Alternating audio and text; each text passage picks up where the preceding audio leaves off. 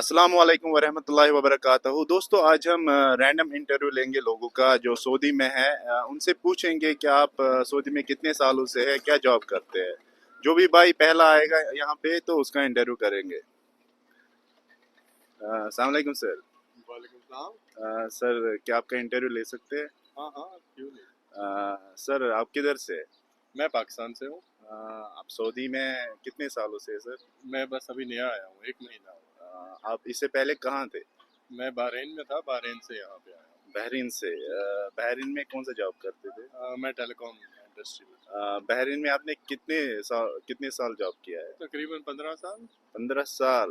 तो आप जब बहरीन गए थे, आपने कौन सा प्रोसीजर फॉलो किया था? आप एजेंट के थ्रू गए थे या आपने खुद अपना वीज़ा लिया था? नहीं, मैंने जॉब्स अप्लाई की थी, जब जॉब मिल गई तो जॉब वीज़ा पे गया था। आपने कहाँ से अप्लाई किया था? आपने लिंक्डइन से किया था, इंडीड से किया था? तो 15 साल पहले तो ऐसे नहीं होता था, रेफरेंस बेस पे था, ऑनलाइन तो नहीं था। ओके। लेकिन अभी सऊदी के लिए ऑनलाइन अप्लाई किया था। आपने ऑनलाइन अप्लाई किया था सऊदी, तो उस टाइम आपने कितना पैसा दिया था एजेंट को जब आप नहीं, एजेंट कोई इन्वॉल्व नहीं, ऑनलाइन किया तो अच्छा, आपने कोई एजेंट ऑनलाइन, आपका इंटरव्यू ऑनलाइन हुआ था किसी कंपनी से? ऐसे ही। तो आप किस कंपनी के लिए वहाँ पे जॉब करते थे? टेलीकॉम कंपनी थी, यहाँ पे भी टेलीकॉम कंपनी में ही हूँ। तो सऊदी में कितने सालों से हो? अभी आया हूँ मैं आप सऊदी, एक नए हैं महीना। सऊदी में? 1 महीना तो हुआ। सऊदी में क्या प्रोसेस रही आपकी जॉब की? इंटरव्यूज क्लियर हो गए, फिर उसके बाद कंपनी ने डॉक्यूमेंट्स दिए, एम्बेसी में सबमिट किया, वीज़ा आया, वीज़ा नहीं, लेके यहाँ पे आ गए। मेरे कहने का मतलब है कि जॉब आपको कैसे मिली है? पहले आप बहरीन में टेलीकम्युनिकेशन कंपनी में थे, हम्म। तो यहाँ पे आपको कैसे जॉब मिली है? कैसे का मतलब? मतलब वीज़ा, मतलब जॉब इंटरव्यूज, इंटरव्यू ये ऑनलाइन अप्लाई किया, ऑनलाइन इंटरव्यू।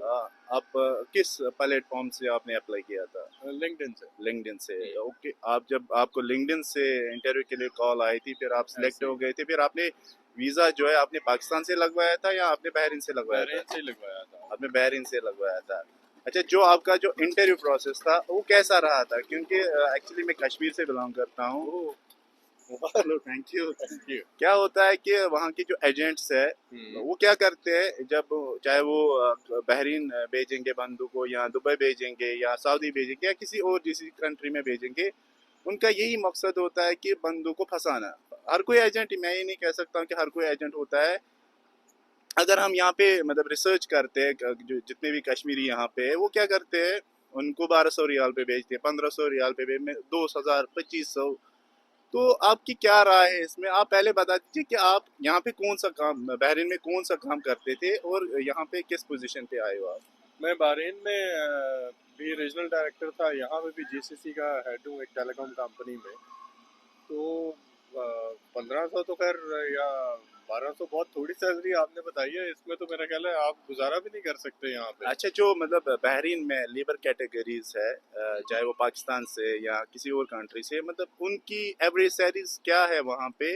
और जो मतलब पढ़े लिखे बंदे हैं, चाहे वो बैचलर डिग्री हो या मास्टर्स डिग्री होल्डर हो, उनके लिए आपकी क्या मैसेज रहेगी कि मतलब कितनी सैलरी पे? जैसे कोई बंदा होता है, बैचलर्स डिग्री होता है, फ्रेशर होता है, या मास्टर्स डिग्री होल्डर होता है, या कोई स्कॉलर होता है, कोई एमफिल किया होता है किसी ने, या पीएचडी किया होता है किसी ने, तो आपकी उनके लिए पर्टिकुलरली क्या मैसेज रहेगी कि उनको मतलब कैरियर अपॉर्चुनिटीज जो होती है उनको कैसे, मतलब वो डिसीजंस कैसे लेने होते हैं? क्योंकि जब आप मतलब आप बोल रहे हैं कि आप बहरीन में 15 साल से थे, 15 साल के बाद आपने सऊदी ऑप्ट किया जॉब के लिए, तो मतलब आपने जब आप पहले मतलब मैसेज दीजिए उनको कि जब आपने स्टार्ट जॉब किया था 15 साल पहले, जब आप बहरीन गए थे, तो उस वक्त आपकी एवरेज सैलरी कितनी थी, अभी कितना कमा रहे हो? अगर आप इस तरह की इंफॉर्मेशन दे सकते हो तो जो हमारे कश्मीरी भाई हैं, ये कश्मीरी भाइयों के लिए नहीं है, ये सब भाइयों के लिए, चाहे वो इंडिया से हो, पाकिस्तान से हो, बांग्लादेश हो, जो पढ़े लिखे लोग हैं,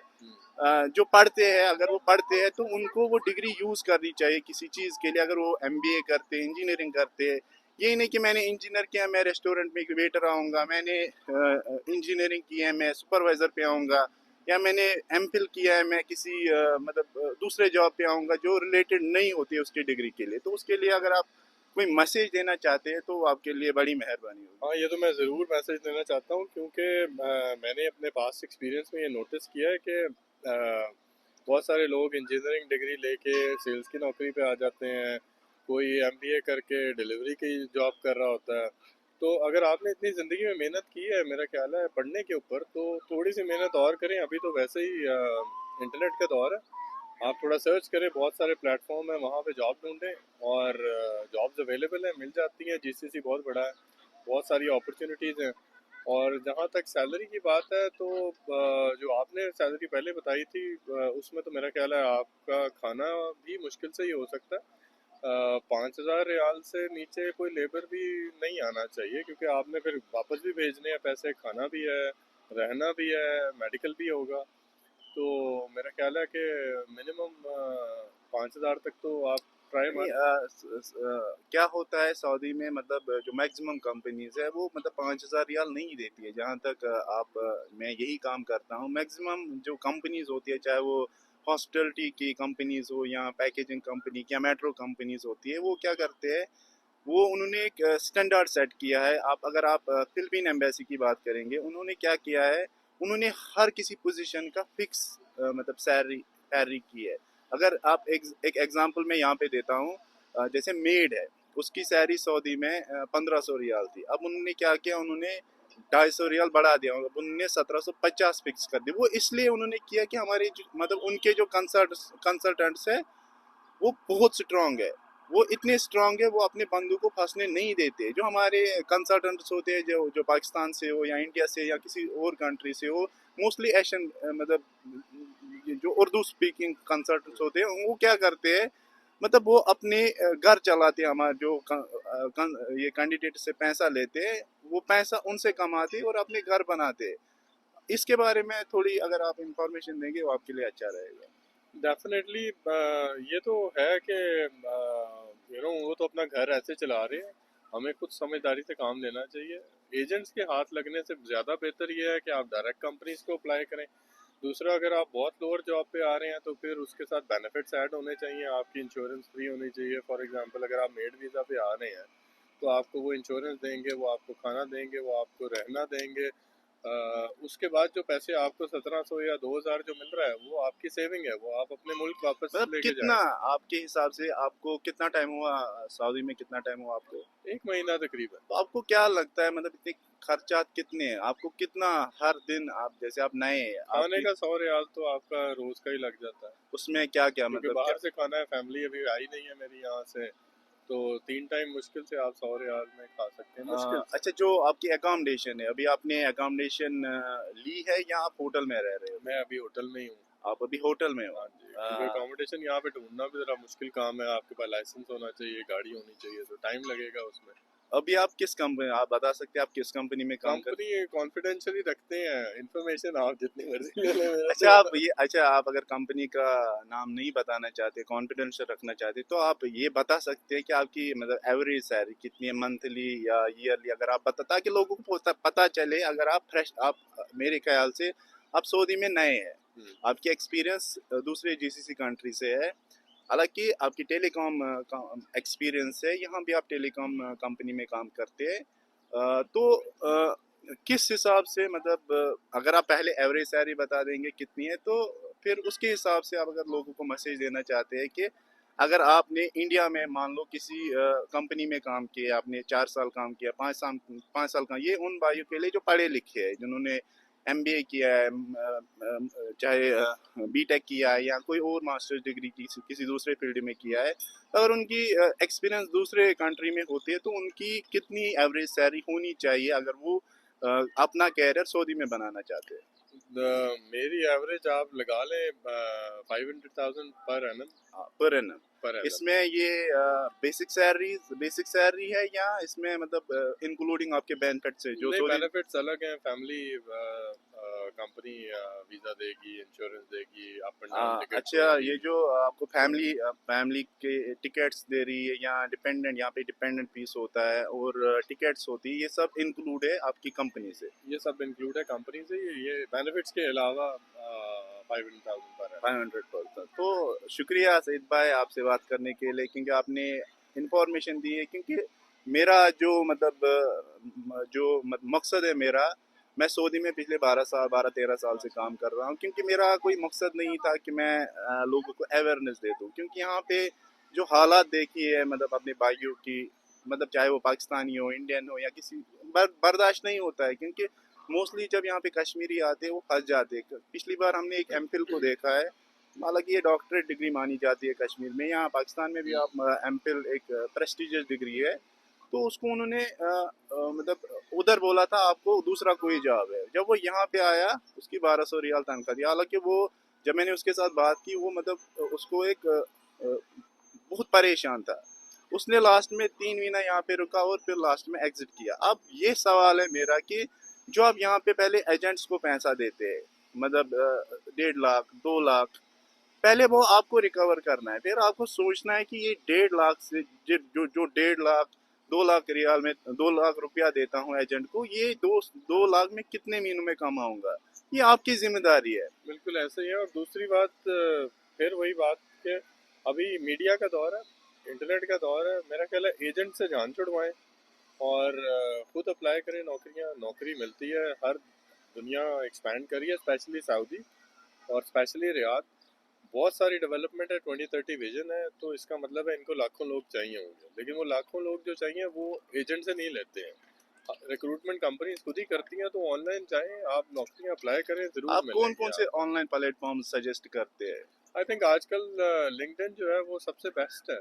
नहीं तो आप हर कंपनी की अपनी वेबसाइट, जितनी बड़ी कंपनीज हैं उनकी वेबसाइट के ऊपर हायरिंग की जो है उनके एचआर वाले अपनी पोजीशंस डालते रहते हैं। तो आपकी जो भी फील्ड है, फॉर एग्जांपल आप एफएमसीजी में है, आप पहले देख लें, आप अलमराय ढूंढ लें, आपने नादा की वेबसाइट्स ढूंढ ली, उनकी वेबसाइट में जाके करियर की नॉर्मली एक क्लिक की जगह होती है, वहाँ पे क्लिक करें, जो ओपनिंग करियर्स होंगे, जो जॉब्स ओपन है वहाँ पे आप डायरेक्ट अप्लाई करें, आपको ज़रूरत ही नहीं है। और फिर कंपनी आपका इंटरव्यू लेगी, कंपनी आपको वीज़ा देगी, कंपनी आपको टिकट देगी, आपकी जेब से कोई लाखों नहीं जाएगा, 1 रुपया भी नहीं जाएगा। आपने जो वीजा था, आपने बताया था कि मैंने वीजा बहरीन में लगवाया है, ऐसे ही तो आपको कंपनी ने कोई पैसा लिया है, चाहे वो टिकट की हो, चाहे वो स्टैंपिंग चार्जेस हो, चाहे वो आपकी डिग्री, आपका आपका प्रोफेशन क्या है, जो आपका इकामा प्रोफेशन है वो कौन सा है? आप मैं रीजनल डायरेक्टर जैसे मैं बताया, लेकिन नई कंपनी ने मेरे से कोई पैसा नहीं लिया।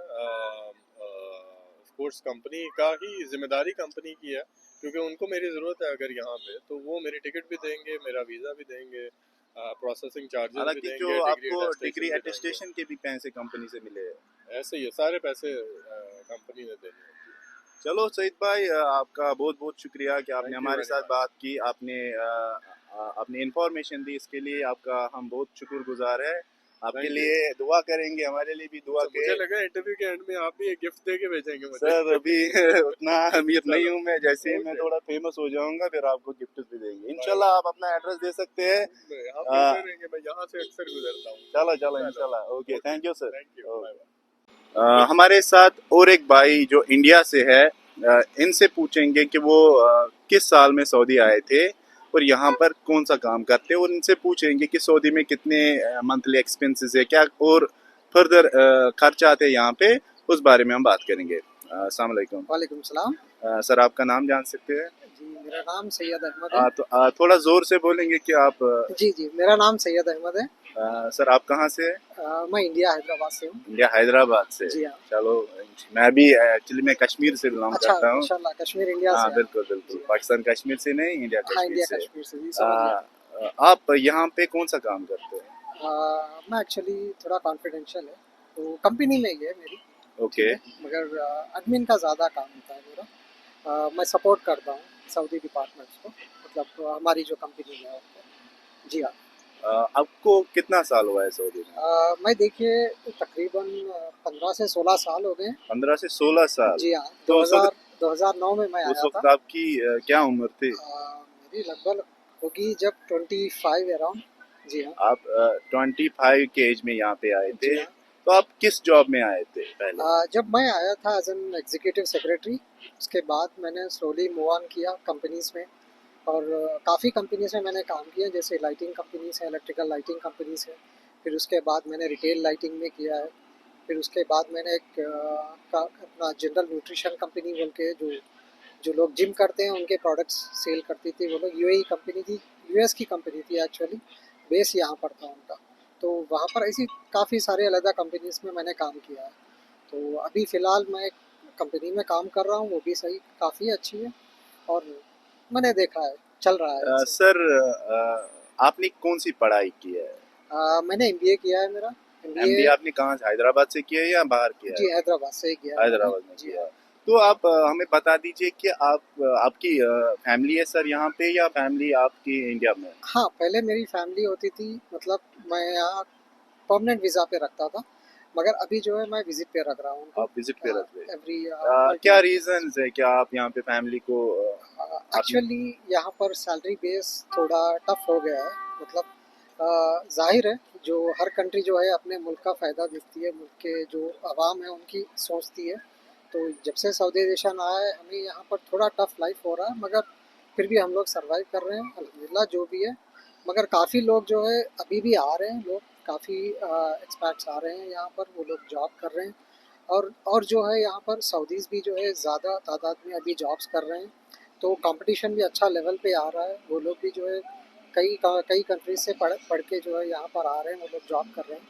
तो काफ़ी अच्छा माहौल लगने लगा है, क्योंकि जब मैं आया था यहाँ पर एक्सपैट ज़्यादा थे कंपनीज में, मगर अभी आप देखने को मिलेगा मैक्सिमम जो है सऊदीज रिप्लेस कर रहे हैं एक्सपैट्स को। वो जाहिर है करना चाहिए। बिल्कुल, सऊदाइजेशन जी जो है, क्योंकि गवर्नमेंट का जी हाँ। इनिशिएटिव था, जी आई जी हाँ। Guess it was in 2017। हाँ तो उन्होंने एक इनिशिएटिव लिया है कि जो भी कुछ मतलब कुछ कुछ पोजीशंस है, उन्होंने जी हाँ। पर्टिकुलरली सऊदीज के लिए रखा है, उन्होंने मतलब सऊदाइजेशन रखा है। जी हाँ। उन्होंने इम्प्लीमेंट किया है कि एवरेज में 33% सऊदीज कंपनी में होनी चाहिए। जी अगर किसी कंपनी में 33% सऊदाइजेशन नहीं होती, उसको निकात सिस्टम बोलते हैं। जी अगर मतलब वो सऊदाइजेशन मेंटेन नहीं करते तो उन पे जो उनका सीआर होता है, उनकी रेटिंग होती है उस पे, चाहे वो ग्रीन हो, प्लेटिनियम हो या दूसरी रेटिंग्स होती है, उसके हिसाब से मतलब कंपनी का रेट हो जाता है। अगर आपकी कंपनी, आपके सऊदीज कम है, तो आपकी कंपनी रेड में चली जाती है, जिसका ये डिसएडवांटेज होता है, उसके जितने भी एम्प्लॉयज़ है वो ट्रांसफ़र ले सकते हैं। हाँ। सर, और एक क्वेश्चन है मेरा आपसे। मतलब आपकी क्या एवरेज सैलरीज है? आप का कितना मंथली एक्सपेंसेस होता है अगर आप अकेले होते हो या आप फैमिली के साथ रहते हो?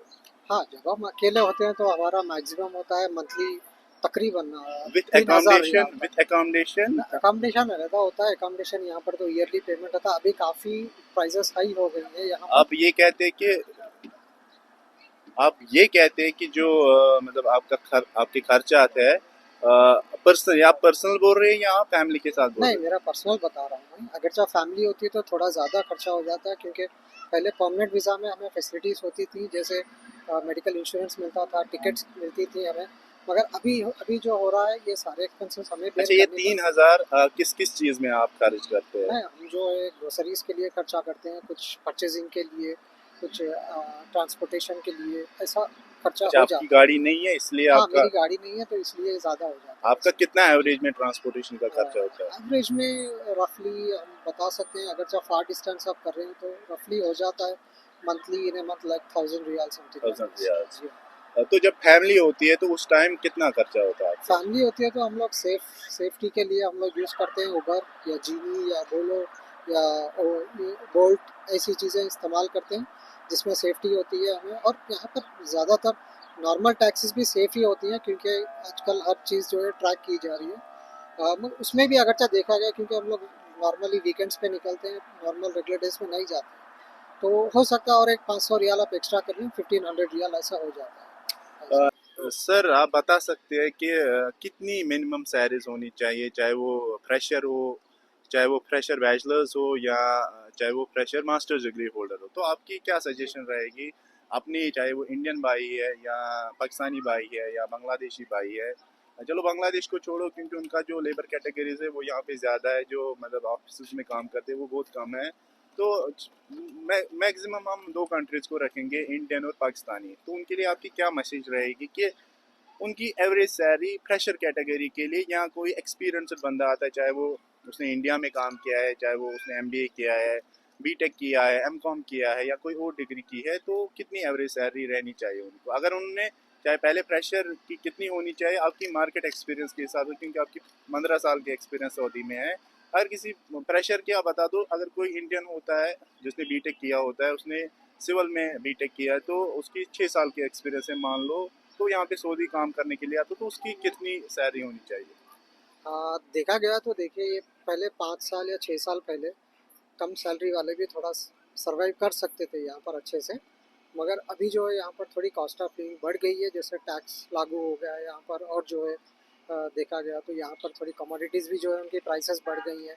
जैसे आप हाल में देख सकते हैं, अभी रिसेंटली जो हाउस रेंट्स हैं वो भी थोड़ा इन्होंने अपग्रेड किया है उसे भी, तो उसके हिसाब से देखा गया तो आपको मिनिमम जो है, अगर चाहे इंजीनियरिंग हो या एमबीए ग्रेजुएट हो या कोई भी बंदा जो आ रहा है, प्रेशर तो मिनिमम, हाँ मिनिमम वो यहाँ सर्वाइव कर सकता है एट स्टार्ट लाइक 4000 4,000। 4000 रियाल से वो स्टार्ट कर अगर सकता है। लेबर कैटेगरी का हो, हाँ, जो लेबर लेबर कैटेगरी का कितनी प्रेशर की सैलरी लेबर होगी? कैटेगरी का बंदा है उसको, क्योंकि हाउसिंग और ट्रांसपोर्टेशन कंपनी प्रोवाइड करती है, तो उस सिलसिले में बंदे को कम से कम जो है 2500 या 3000 रियाल की सैलरी होना उसके लिए अच्छा अच्छा, होगा। जो लोग इंडिया से काम करके आते हैं, 3 साल 4 साल मतलब पढ़े लिखे होते हैं, क्योंकि लेबर कैटेगरी अगर इंडिया में भी करेंगे तो इनकी तो एवरेज मार्केट सैलरी यही रहती है, यही अराउंड दो जी हाँ, हज़ार रियाल। जी तो जो पढ़े लिखे होते हैं बाकी कंट्रीज से एक्सपीरियंस लोग होते हैं, तो उनको क्या ऑप्ट करना चाहिए, किस सैलरी पे उनको यहाँ पे आना चाहिए?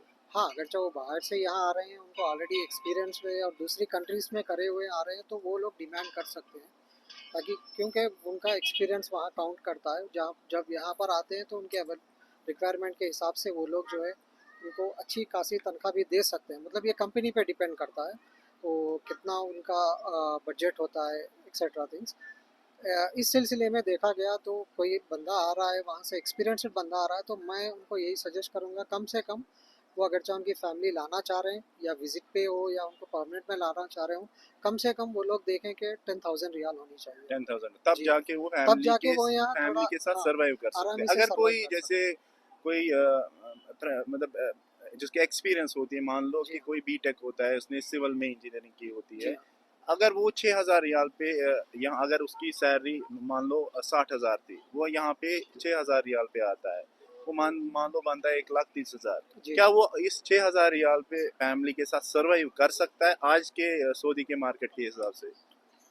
देखिए, कर सकता है, मगर यहाँ पर हाउसिंग जैसे मैंने बताई है उसके प्राइसेस बढ़ चुके हैं यहाँ पर, तो वो अगर चाहे सिंगल बंदा आ रहा है तो सर्वाइव कर सकता है, मगर जब फैमिली को लाना चाह रहा है तो मैं तो यही सजेस्ट करूँगा बंदे को कम से कम जो है 8,000 रियाल तनख्वाह होनी 8,000 चाहिए, रियाल। 8,000 रियाल अगर मिनिमम। 8,000 रियाल है तो सरवाइव कर सकते हैं, सर्वाइव कर सकते हैं। यानी जी कि हाँ, खर्चा मतलब हाँ कितने थोड़ा होंगे, मिनिमम करके।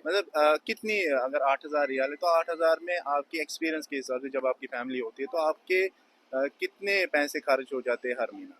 आ, देखें, अगर चाहे मेडिकल बिल्स होती हैं हमारी, ट्रांसपोर्टेशन भी होता है और ग्रोसरीज का खर्चा भी होता है, और रेंटल तो अलग से है, वो 6 मंथ्स 1 ईयर को पे करते हैं हम लोग, तो इन एंड अराउंड हम लोग फ्रेंड अप्रॉक्स हम लोग बोलते हैं कि हो सकता है कम से कम जो है 3,500 या 4,000 रियाल तो लग जाते हैं। 3,000 टू जी हाँ, 3,000 टू 3,004? 3,500 हो सकता है, वो अगर चाहे मतलब और भी मिनिमम कर सकते हैं ये आप। मिनिमम है, हाँ मिनिमम। मिनिमम यानी कि जी हाँ, 3,500 जी रियाल। हाँ। इज इट विद अकोमोडेशन और विदाउट अकोमोडेशन? अगर जो मैं राउंड फिगर डालता हूँ, मतलब मंथली अकोमोडेशन हम लोग ओवरऑल। कैलकुलेट करते हैं, तो ओवरऑल मैं बता रहा हूँ चलो सईद भाई, आपका शुक्रिया, आपने आपको। हमारे साथ टाइम गुजारा। आप थैंक दुआ यू। में याद रखें, जी सर। आप हमारे लिए भी दुआ करें, हम आपके लिए भी दुआ करें, क्योंकि जी आप हमारे इंडिया से हैं। जी, आपके लिए भी दुआ करेंगे, आप हमारे लिए भी दुआ करें। चलो चलो मिलके इंशाल्लाह अच्छा लगा। मिलते हैं। चलो, थैंक यू। चलो कभी थैंक मुलाकात होगी लाइफ जी, में तो ज़रूर ज़रूर मिलेंगे। ज़रूर।